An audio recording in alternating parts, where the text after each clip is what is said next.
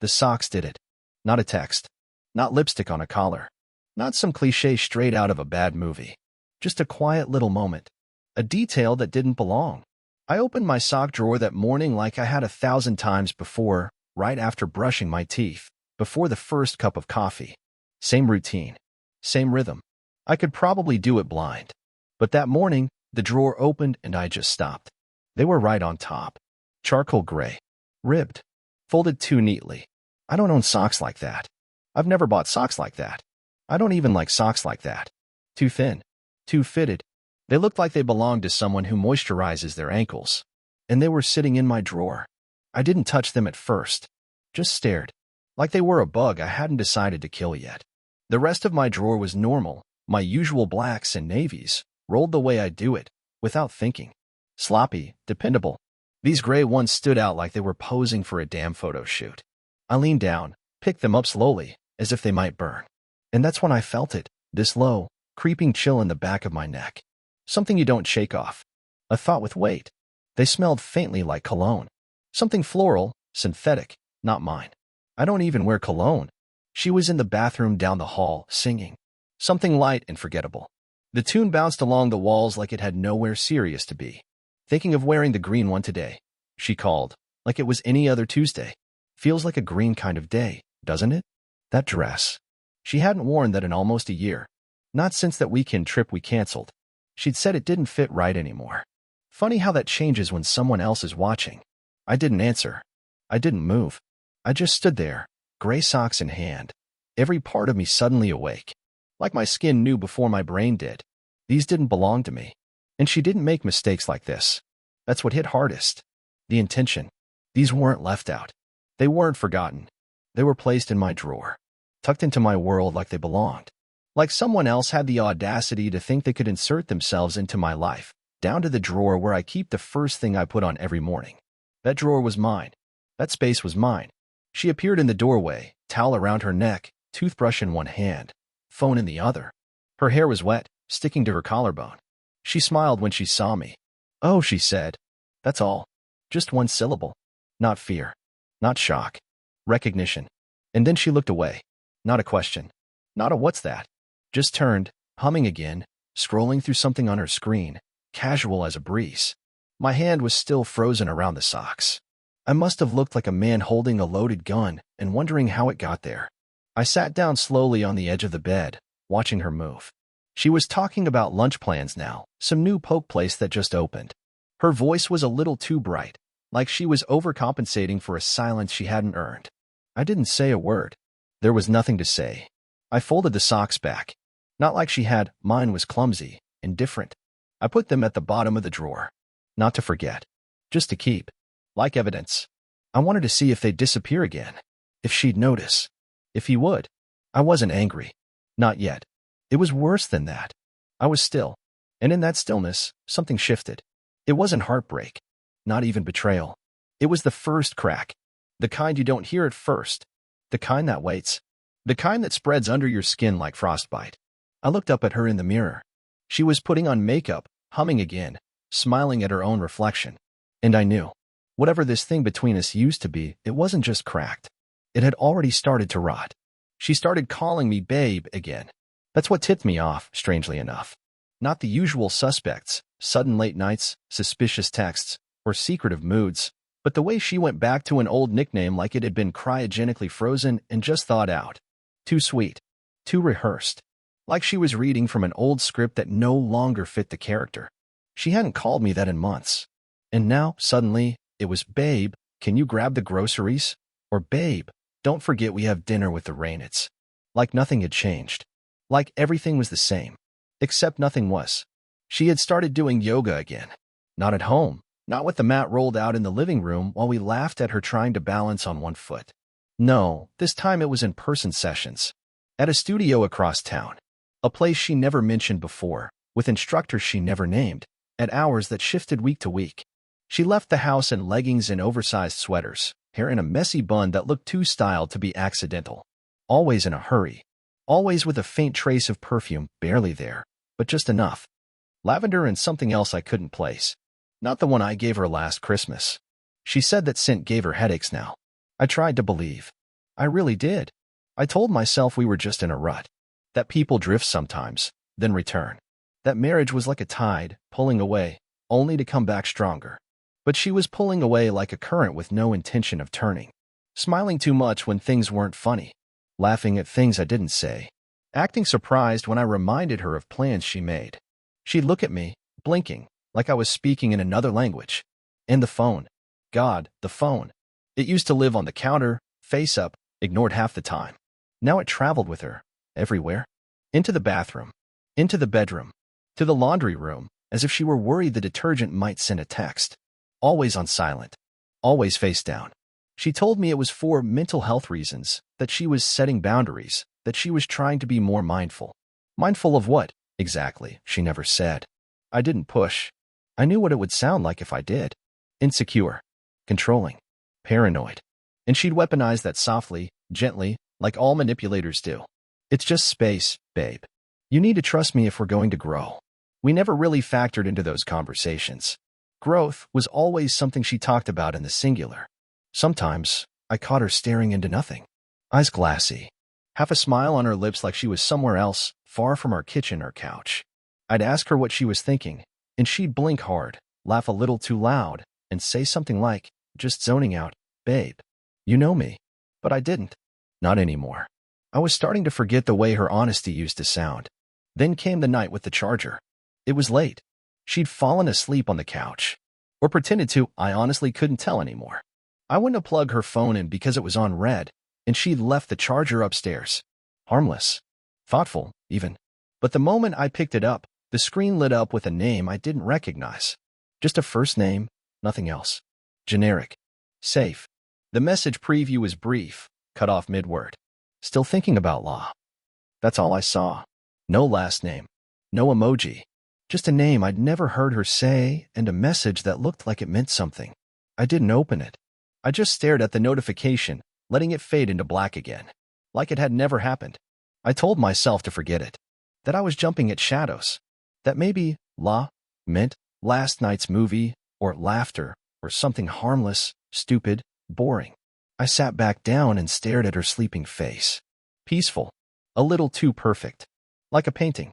And then I noticed she wasn't wearing the necklace. The one I gave her for our anniversary.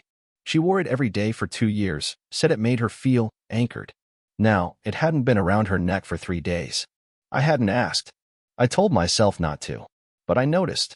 She stirred and rolled toward me in her sleep, her hand brushing mine. Reflexively, I pulled my fingers back before they met. It was automatic. Like muscle memory trying to unlearn itself.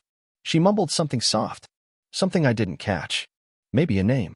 Maybe just air. But my ears caught every syllable like it mattered. My heart froze in place.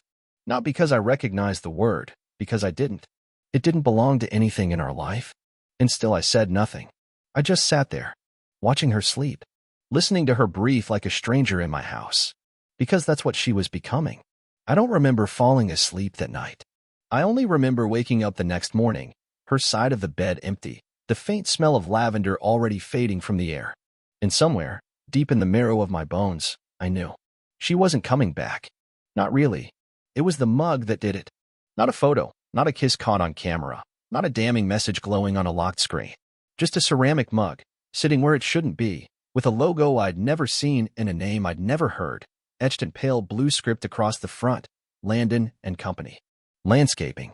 I was rinsing dishes, same as always, half awake and half numb, going through the ritual of married domestic life like a man carrying his own casket. The mug wasn't on her side of the sink. It was on mine, in my space. Where I keep my cup, the chipped black one with the faint ring stain inside no scrubbing could ever remove. I stared at this intruder like it had sprouted there overnight. It hadn't. It had been washed, dried, placed there. Intentionally.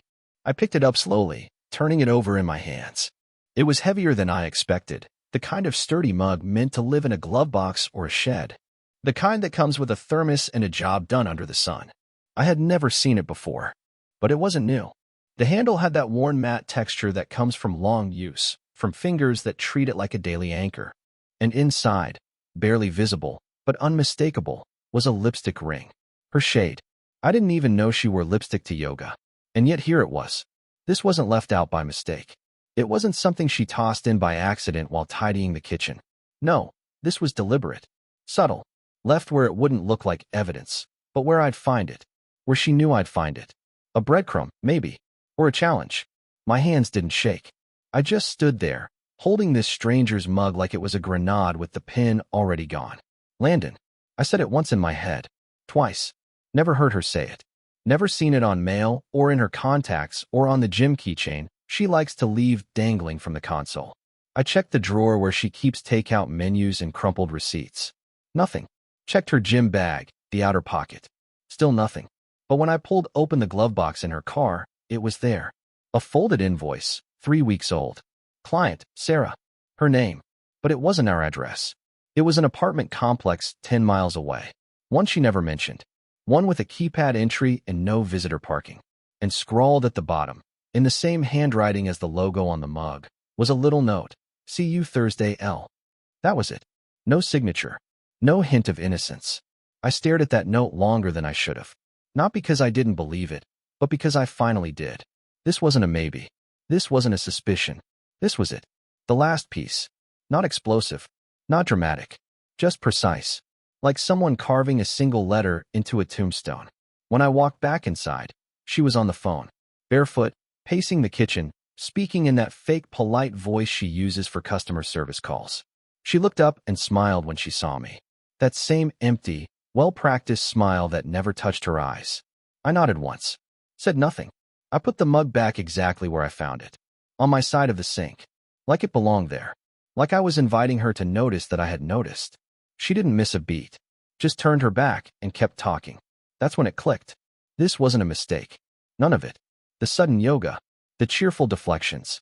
The strategic vulnerability about boundaries and self-care. She wasn't slipping. She was scripting. Carefully. Methodically. Every smile. Every misdirection. Every harmless lie dressed up as personal growth was part of a plan. And now I had a plan too. I didn't ask questions. Didn't touch her phone. Didn't leave any evidence that I knew. I just started watching. Not like a husband, like an investigator. I backed up her cloud. I pulled old emails. I checked the car GPS logs while she was in the shower. I remembered every story she told me in the past 3 months and wrote them down like puzzle pieces. Because I needed the full picture. Not just for me, for what came next. I wouldn't confront her. That would give her power. I wouldn't play the wounded man begging for honesty. That would make me weak. No, this was war now. And wars aren't won with anger. They're won with information. With patience. With silence so sharp it cuts deeper than any scream. So I smiled at her that night. Kissed her on the forehead. Let her believe I was still stupid, still loyal, still hers. But inside, something had shifted. I was no longer the man trying to fix what she broke. I was the man she didn't know she should fear. And she, God help her, was already losing. She just didn't know it yet. It happened at her sister's birthday brunch. A bright Sunday morning, all white tablecloths and borrowed sunlight. The kind of gathering where everyone sips mimosas and pretends they're happier than they are. She picked the place, a boutique cafe with overpriced pastries and bottomless charm. Said it would be nice to do something normal. Her sister laughed too loud. Her mother wore judgment in her eyes like mascara. And she sat beside me with that rehearsed smile she'd perfected in the mirror. I'd planned to say nothing, to let it rot in silence. But then she leaned in, hand on my thigh, eyes shining, and whispered, "Try the lemon tart. It's almost as good as you." Her voice dripped sugar. And that was the moment she lit the match. I looked at her, slow and quiet. "Is that what Landon told you?" The silence that followed cracked across the table like glass. Her fork paused midair. Her smile froze, but only for a second. She blinked, then scoffed. "What?" The others went still. Her sister lowered her glass. Her mother straightened like a crow sensing rain. "You left his mug on my side of the sink," I said, calmly, like reading off a weather report. "You washed it, dried it, placed it exactly where you knew I'd find it. I guess you needed me to ask, so you wouldn't have to tell." Her mouth twitched. "That's crazy. I don't even know who." "You do," I said, sharper now. "He leaves notes. He works a different job every week. He signs receipts with a single letter. He wears that cheap floral cologne that lingers on your gym bag, your scarf, the back seat of your car. You know him." Her face flushed, not guilt, not shame, but strategy. Okay, let's just calm down. This is not the place. No, this is exactly the place, I said, louder. You want to perform? Let's give them a show. She sat straighter, voice icy. You're being paranoid. Delusional, actually. I told you, I've been working on myself. On us. That's what this distance was space to grow. Grow. I laughed once. You've been growing another relationship behind my back.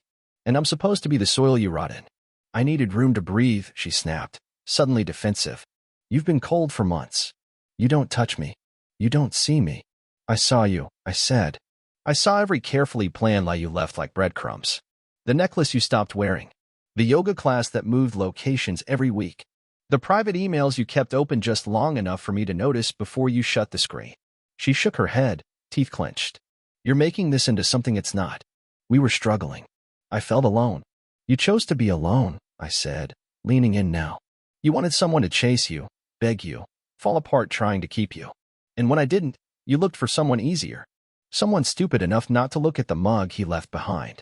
Tears welled, but not real ones. Performative. Defensive. You don't understand what I've been going through. I smiled then, but it wasn't kind. You mean what you've put yourself through? You orchestrated this. You baited it.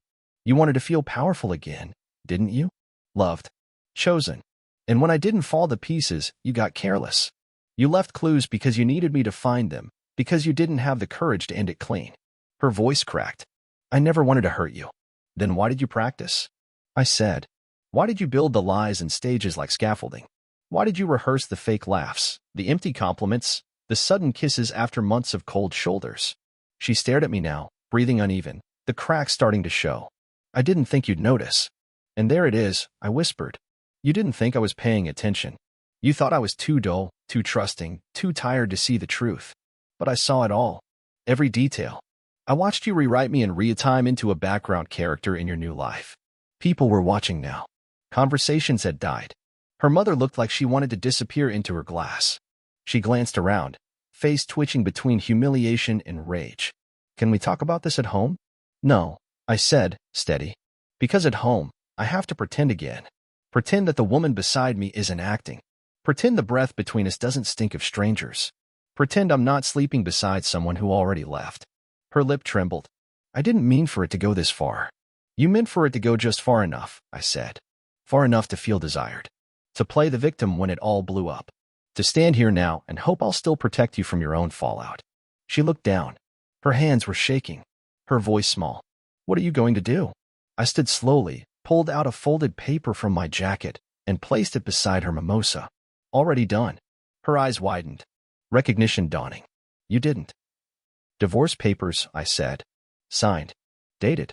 Filed last week. You've been free longer than you knew. I didn't leave. I just sat down. Calm. Watching her unravel. Because walking away would have spared her. But this made her feel it. And for the first time, she finally looked back at me and realized she'd lost. She followed me out of the cafe like a woman trying to catch a train that already left the station. Her heels clicked against the pavement, but there was no rhythm in her stride now, just chaos. Wait, she hissed, breath shallow, eyes darting toward the windows behind us, where her sister and mother sat frozen in awkward disbelief. We don't have to do this here. It's a bad moment, that's all. You're overreacting. I stopped at the edge of the lot and turned to face her. She looked smaller now, the wind pulling at strands of her perfect hair, that flawless brunch day look unraveling at the edges. Overreacting? I repeated, quietly. You rewrote our entire marriage behind my back and left a breadcrumb trail like it was some kind of game. And I'm the one overreacting? Her face crumpled at the edges but held firm. I made a mistake, okay? One mistake. You act like you've never messed up. Her voice cracked with defensiveness, but there was panic behind it now, the kind that slips in when the script stops working. You're not so perfect either, she added, eyes narrowing. You've been distant. Cold. You didn't even notice me for months. I didn't blink. I noticed, I said. I noticed the silence where there used to be warmth. I noticed when your smile stopped reaching your eyes. I noticed when you started kissing me like you were clocking out of a shift. Her lips parted like she wanted to respond, but couldn't find the words. You think this is you standing up for yourself? She said finally, voice louder now, the desperation showing through the cracks. You think walking away makes you strong? You'll never find someone who loves you like I did. I took a breath and looked her straight in the eye. You didn't love me, I said. You loved control. You loved the version of me that didn't challenge your inconsistencies. The one who swallowed doubts in silence. The one who made your life easier to justify. She shook her head, stepping closer, hands trembling as they reached out, then dropped. I was trying to find myself, she said, as if that excuse still had power. Is that what he gave you? A sense of self? I asked. Because I hope he keeps it. I hope he holds onto it tight when he realizes he wasn't chosen for who he is. He was chosen because he wasn't me. Her jaw clenched, tears forming now. I didn't want it to be like this. I thought maybe we could fix things. You don't fix something by burning it to the ground and crying over the ashes, I said. You don't lie with your whole body for months and then ask for forgiveness in a single breath. Her voice dropped, barely audible. I didn't mean to hurt you. You meant to be seen, I replied. And you didn't care who had to vanish to make that happen. She covered her mouth, trying to hold herself together, but the audience was still there, behind the glass, behind the silence. Her mother was frozen mid-sip. Her sister stared down into her lap, pretending to scroll through a phone that never lit up. I didn't move. I didn't comfort. And that was the last thing she had left. She tried again, her voice smaller now. We were best friends once. No, I said. I was your cover story. Your safety net. Your plan B in case your little adventures turned sour. You don't cheat on your best friend and then ask him to stay the same. She reached out again, this time placing her hand lightly on my arm, a fragile gesture, trembling. Please, don't do this. Not like this. Not in front of everyone. I leaned in, close enough for only her to hear. You brought everyone into this the day you made me the fool in my own life. I stepped back. Her hand dropped. Her eyes filled, and for a moment, she looked like the girl I used to know, only now I could see it had always been a mask. And now, stripped of it, she was just someone else. Someone I no longer owed understanding to. She tried one last time. Can we just talk? Please. I looked at her, long and cold, the kind of silence that makes people shift in their seats. Then I turned away. And as I walked back through the doors, past the half-eaten pastries and the polite discomfort, she stayed behind. Alone. No more performance. Just the aftershock and the slow, public crumbling of everything she thought she controlled. It's been 11 months since that brunch, and she's unrecognizable now, not physically, not entirely, but in a way that clings to the edges of her eyes, in the way her shoulders hunch when she walks into rooms, like she's afraid the world might remember who she was. And it has. That's the problem. The version of her that moved through life so confidently, the woman with the curated laugh, the perfect lies, the constant need to be desired, is gone. Or maybe worse, she still lives inside her, trapped, screaming from behind the broken glass. Her job didn't last long after everything came out. Turns out when your yoga classes are actually midweek motel visits and your husband's silence turns into strategy, people start talking. Her boss heard. Her coworkers whispered. And when her so-called emotional growth turned out to be a euphemism for deception, even the company HR, who used to champion her, let her go. Her friends stopped inviting her. Most didn't even say why. They just disappeared, quietly, like birds before a storm. And her lover? Landon? He vanished before the ink dried on the divorce filing. Ghosted her. Took the mug. Left nothing. I'm told he's back with the mother of his kid now. Figures. She reached out to me last week again. First it was emails. Then voicemails. Then last night, she showed up at the apartment complex where I moved. She looked smaller. Less polished. Like the mirror hadn't been kind lately. Her voice cracked when she said it. I still love you. She stood there like that would be enough. Like I'd hear those words and forget the months of lies, the manipulation dressed up as self-care, the gaslighting cloaked in cheerful detachment. We were soulmates, she said next, through tears, as if that word still had weight after she dragged our story through the mud just to feel wanted by a man whose name she didn't even save in her phone. Please, just talk to me, she whispered, one last time. And I looked at her, not with hate, not with fury, not even sadness. Just distance. The same kind of distance you feel when you see a stranger holding an old photo of you both, smiling like nothing ever broke. That's all she is now. A stranger with a history I outgrew. I didn't let her in. I didn't offer comfort. I didn't spit venom, either. I just told her, flatly, the woman I loved wouldn't have done what you did. And the woman you are now? I don't know her. I don't want to. Her face broke. She waited for something more, anger, a lecture, some sign that she still had power. But I gave her nothing. That was the final blow. Not screaming. not insults. Just indifference. Just walking away while she stood in the ruins of the life she burned for attention. She's not the villain anymore. She's not anything. And that's the part she never prepared for. She thought she'd either be loved or hated. She never imagined being forgotten. Anyway, that's it. That's the story. Thanks for listening. Let me know where you're watching from and what you would have done if it were your wife.